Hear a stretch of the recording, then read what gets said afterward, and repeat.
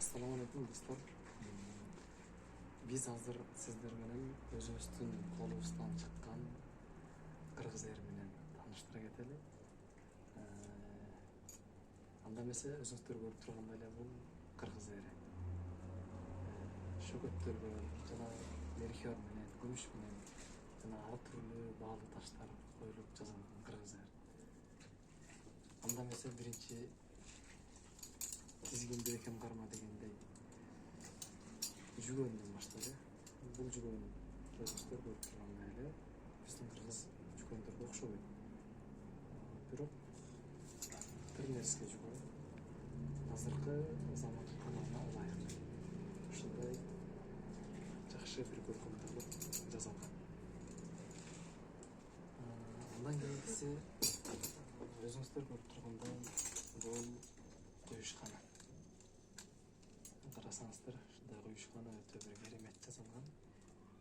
Берюза ташы жана свердловит ташы жана мындай сонун ручной баалуу металлдар менен жасаганбыз.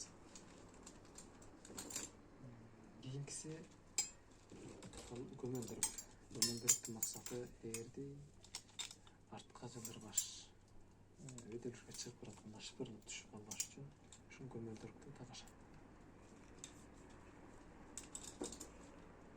Бул болсо кадимкидей эле басмайыл болбосо ээрди атка токуп деле кереги жок. Эң негизги ушул ээрди бекем кармап турган, олдурбаган ушул басмайыл болуп эсептелет. Бир эле сыйлабыз, тартыңыз. Ал эми болбосо мына өзүңүздөр көргөн кыргыз эрибиз. Таза кайыш булгарыдан жасалган жана ушундай баалуу металлдар менен шөкөттөлгөн. Бул болсо жезден куюлган өзөңгү. Байыркы бабалар, аталар бир уламыштардан укканыбызга караганда өзөңгүнү бул курал катарында колдонушкан экен.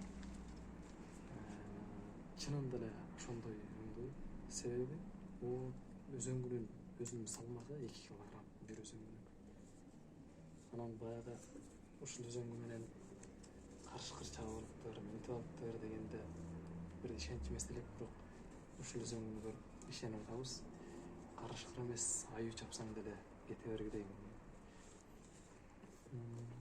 Ошол жана ушул булгардын бетине мындай кыргыздын оюм чийимдери.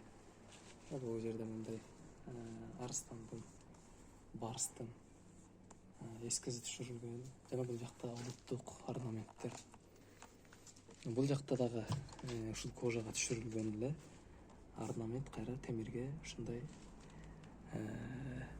барстын сүрөтүн түшүргөнбүз.